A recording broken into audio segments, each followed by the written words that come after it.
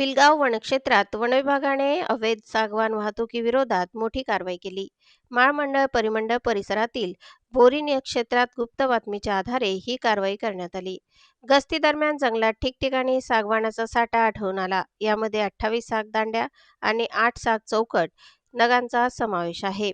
एकूण 1.249 घनमीटर सागवान जप्त करण्यात आले. जप्त मुद्देमालाची किंमत सुमारे 27,803 रुपये आहे. सदर सागवान शिरोजाने रस्त्यावर आणण्यात आले. यानंतर शासकीय व खासगी वाहनाने धडगाव टिंबर डेपोमध्ये पावतीने जमा करण्यात आले. या प्रकरणी वनगुन्हा क्रमांक 01-2026 नोंदवण्यात आला आहे.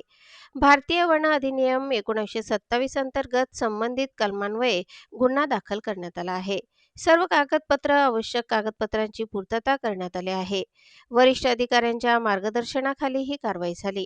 बिलगाव वनक्षेत्रपालांच्या नेतृत्वाखाली वन अधिकारी व कर्मचाऱ्यांनी सहभाग घेतला. सदर गुन्ह्याचा पुढील तपास सुरू आहे. वन विभागाने अवैध वृक्षतोडीविरोधात कारवाई अधिक तीव्र करण्याचा इशारा दिला आहे.